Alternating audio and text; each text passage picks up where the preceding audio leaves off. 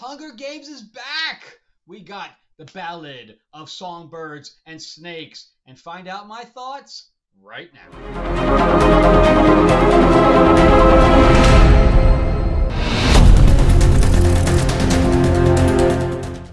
All right, we're back with another episode of another new movie. Is it good? Is it bad? Let's find out. But before we do, I am your host, Frank Zanca. I am an award-winning screenwriter, novelist, comic book writer, and a working line producer, formerly from Hollywood, now making my camp in Atlanta and hoping to get back to work real soon. The phone is starting to ring, so I am hopeful. So before I do, if you're asking me what kind of stuff I write, well, some of the stuff is behind me. Destiny Aurora and Tales of Ravenor the Iron Witch. But I have a new comic now on Kickstarter. It is called Lords of LA. It is, yes, this is number 2. This is actually what's on Kickstarter right now. This is actually half of it. So I wanted to read through it, so I had it done to the printer. So I can read through it. I like reading something physically in my hand to make sure I don't have any typos and things like that, and I did find one. So, but this is the second issue, and here is the first, and they are 48 pages apiece. So you have a good storyline. So these two combined will equal one nice 90-page story, or pretty close to it, a little over 90 pages. And so, yeah, excited. It's a vampire mob set in 1950s. We got a special guest appearance by Marilyn Monroe, and we have Tommy guns, and we have vampire action, and we have sex and violence and gore and blood and everything you could possibly want in a comic. So check that out. The QR code is over here. The description has the link below, or you can just go right to Kickstarter and type in Lords of LA, and it'll come right up. And anything you can do to help and give some love there, I appreciate. We're about to unlock our first stretch goal, so I'd like to do that. We have a little over 2 weeks left. So there you go. All right, and let's get on to The Hunger Games, the Ballad of Songbirds and Snakes, which is far too long a damn title, just gotta say. So I was a big fan of the original Hunger Games with Jennifer Lawrence. After the first movie, I did go back and read all the books, and that was where it ended. It ended with the third movie. It ended with the third book, and that was the extent of it. So now I heard, when they heard we were doing another one, and I was like, I don't understand. And then I saw the trailer and realized it was a prequel, and that Snow was younger in it. And then we had the girl from West Side Story, which at the time, okay, nobody had really heard of her besides West Side Story. I thought she was okay in West Side Story. I didn't think she was great. You can't compare her to the original Natalie Wood. So, I mean, her voice is okay. No really complaints. But then she ended up in Shazam. And I'm like, okay, well, she's obviously blowing up. And then I heard that she was in this. And I'm like, what the hell? And then the whole thing with Snow White, which completely blew up. There's a big focus on her love story with a guy who literally stalks her. Yeah. Weird. Super weird. So we didn't do that this time. So no prince, or a different kind of prince? We have a different approach to what I'm sure a lot of people will assume is a love story, just because we cast a guy in the movie. Right. Andrew Burnap, great dude. Yeah. It's one of those things that I think everyone's going to have their assumptions about what it's actually going to be, but it's really not about the love story at all, which is really, really wonderful. And whether or not she finds love along the way is anybody's guess until 2024. All of Andrew's scenes could get cut. Who knows? It's Hollywood, baby.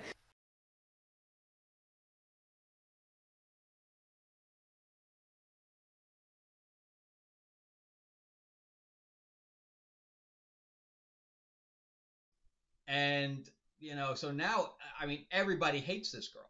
Everybody hates, including me. I'm not above the hate on this one. I think she's stuck up. I don't think that she lives in reality.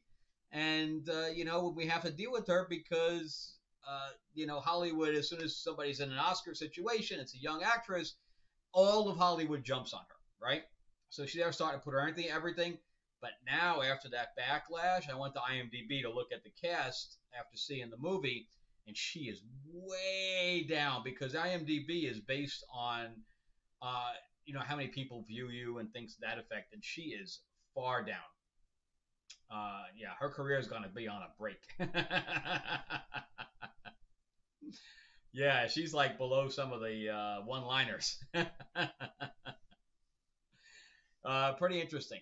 So yeah, so I again when I went to see this movie, I didn't have high expectations, but I didn't have really low beyond low expectations. I had no idea what this was going to be about, but I had hopes that it was going to have captured that same feeling that the original ones had. And I was skeptical because Jennifer Lawrence, though she thinks she was the first female action hero in existence, which obviously is far from the case. I mean, even Djokovic and Kate Beckinsale take it before her in recent times. That's before we go into Sigourney Weaver and Terminator and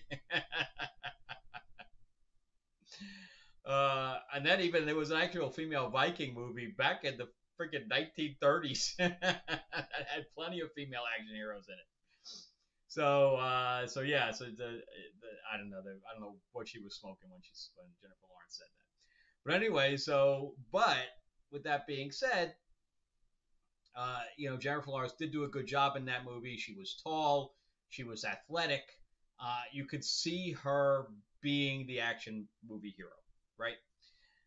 But Rachel Zegler's 5'2", man. There's nothing there. I know that Scarlett Johansson is like 5'3", but Scarlett Johansson was able to sell that. It takes a lot of training and things like that to be able to sell being short and being able to fight and be believable. So then the movie started, right? And Rachel Zegler's character is not likable, and I realized they went into like this singing thing, like when when we had Katniss, we immediately liked her because we saw what the struggles were with her family, right? And then we saw her sister get picked, and her sister was about to walk up, and she pushed her aside and said, "No, I'm taking it. I'm taking it for the team." So we immediately liked this character. And with Rachel Zegler, she comes off the same way in this movie as she does in real life. She comes off as this bitch. So the first thing that we see is this woman laughing about the fact that she got picked. And I'm not going to go into too many spoilers here, but and she puts a snake down her thing so that she's been hiding just to do this. When she was there, she had no idea she was getting picked. So I guess she was going to do this regardless of whether she got picked or not. And so I don't know. So she gets up there and starts singing, and the Capitol's like, "Yeah, keep it. Keep rolling on it." They didn't roll on anybody else but her. So anyway, so she's picked, and then we see Snow, and we see how his life is kind of degrading. But I think the guy's name was Tom Blythe, right? He was from Billy the Kid, and he was also in Robin Hood. Back 10 years ago or whatever it was, 8 years ago, whatever it was. So the latest one. So it was a while ago, may have been longer. But anyway, so he doesn't have a whole lot of credits, but so I'll tell you the actors that really knock it out of the park, all right? But once I realized that it was a Snow-centric movie, so we're basically doing the Darth Vader prequel about Snow, and we're wrapping it in the Hunger Games. What? I think it's Suzanne Collins. Yeah, Suzanne Collins is the novel writer. And I don't know why this book I'm sure was not liked. But anyway, so Michael Leslie and Michael Arndt, Michael Arndt wrote Catching Fire. So he had credits in this genre already. And the other one, he wrote Assassin's Creed, which is, and I'm surprised that he was able to do any work after that abhorrent thing that he created. Oh my God, the script was so bad, so bad. So I'm really shocked that he's still working. I don't know how you take a beloved video game and take that piece of shit out of it. I don't get it. But anyway, so then we have his sister Tigress, but again, Tom Blint he knocked it out of the park. Thank God he was the lead, because you would think that Rachel Zegler was the lead, but she wasn't.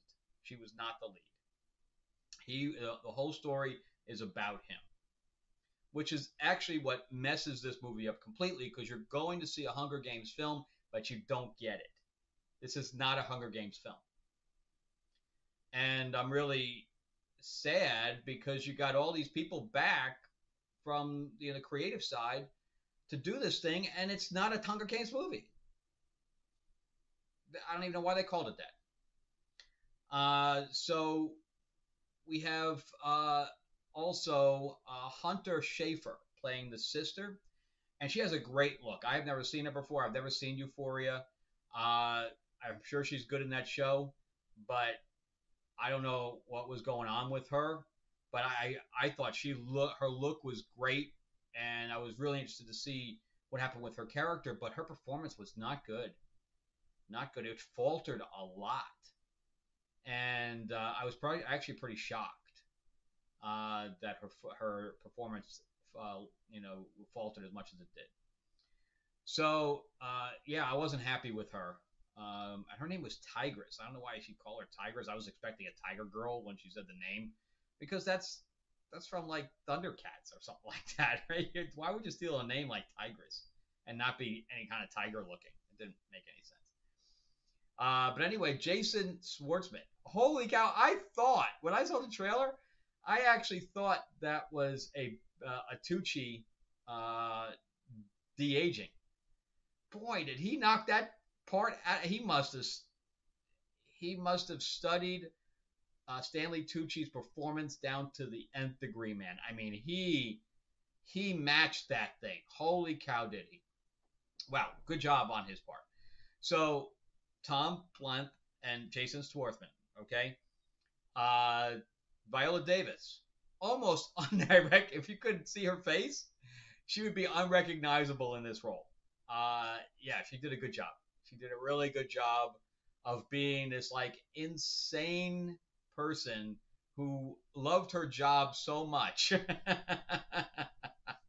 I mean, she did. She loved her job, and if anything that she could go to make it from, because the Hunger Games are possibly not continuing.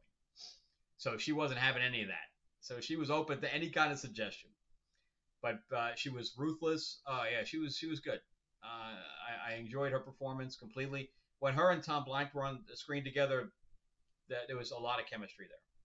And that's the other thing, is that there was no chemistry between Rachel Zegler and Tom Blanc. There was nothing there. Just nothing. And we had a couple other good performances, but that's really the standout of the performances. And again, I'm really disappointed with Hunter Schafer's performance. And then there was one. Oh yes, there was one other guy. Let's see if I can find his name. He's done almost nothing. He was in West Side Story as a small role, but he plays the second guy. He plays the president's son, but he's friends with Snow. And I'm going to use that term lightly. I don't know if I could find him, but he was it was a Hispanic name. Damn, I just looked him up. Let me see if I can just fast forward here. Yeah, Josh Andres Rivera. Because I saw some of the pictures, I'm like, I've never seen that guy before, and I don't think he's going to be good. And yeah, he was he was really good. He was really good. So that's your four guys that you're going to be looking for. As far as the contestants, okay, first of all, let's go to the costumes. Because one of the greatest things about Hunger Games was the costumes. That's what we all look forward to. What was Katniss going to be wearing? She was going to be these weird dresses when they were doing, the press tour and all this stuff. None of it. None of it. There's no press tour. There's no nothing. We have no build up on these characters. Nothing. That's why I'm saying this is not the Hunger Games. So there's none of it. And I was very disappointed with that. And then you had the guys from and I say guys, I mean men. The men in that are the mentors are wearing pleated skirts with pants underneath. I was like, what am I looking at here? What am I looking at? Pleated dresses with pants. What is this?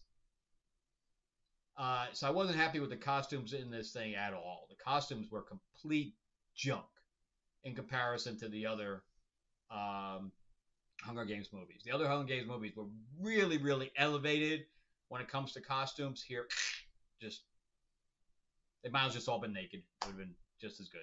Probably better. Just put them in some underoos and that'll be the extent of it. I mean, there was just nothing here. I like some of the peacekeeper outfits, the military uniform. That was it. That was really it. And I think even some of the military uniforms were better in the other movies. So yeah, they're very disappointing. And but anyway, so there's no lead up. They don't elaborate on any of these characters whatsoever, and all the Hunger Games takes place in one arena. That's it. One arena. I don't know if they were trying to save money or what, but again, the Hunger Games is not the centric piece of the film. It's almost like this. They didn't give a shit about the actual Hunger Games side. They just didn't care. The whole centric piece is Snow. So, because really the movie ends after the Hunger Games portion ends. I was expecting the movie to be over, but it just keeps going. I think it went for another 45 minutes to an hour after that. And I was like looking at my watch at this point because I'm done. I'm done. The thing's not going anywhere after this. And then it does. It just goes drones along. It drones along. I don't understand. I don't understand why Suzanne Collins would do this. I mean, this is like, again, going back and seeing, the prequel series for Darth Vader. I mean, I don't care. I don't care. Darth Vader is who he is. Snow is who he is. I don't care how he got there. I really don't. I don't need to see an entire, 2.5 hour movie about how he became evil. Doesn't matter. Show me some heroes. But the heroes here, there is no heroes. The one guy who was kind of a hero was out of his depth, and things don't work out well for him. But the whole singing thing didn't work for me. And then Rachel Zegler has a southern accent through the whole thing. It just didn't work. So a bunch of it didn't work. I liked Snow's character, but again, how do you root for a villain? We know what he turns into. There's nothing really there to talk about. So he didn't have any redemption arc in the first trilogy. I mean, he talks Katniss into into killing the new president, which when I was reading that book, I had to go back and read it like 3 times. I'm like, what? She shot the president. What? And then of course they do the same thing in the movie, of course, but it was more. I think it was way more shocking in the book because I was totally unexpected. And then they're talking about plants because they go back to District 12. They talk about plants and they're like, oh, I call this plant the Katniss. I'm like, oh God, please don't make Katniss Everdeen like a. We know her mom is, so it couldn't be, but the daughter of Rachel Zegler and Snow. Thankfully, it didn't go there, but yeah, and even Peter Dinklage, he doesn't even have a role for the most part. His role is tiny, minuscule, and almost not important. I mean, technically, you could have almost completely erased his character, and nobody really would have noticed. So anyway, that's it for me. But if I'm going to grade this, I was extremely disappointed with it, and I was after the Hunger Game portion of it, I was bored.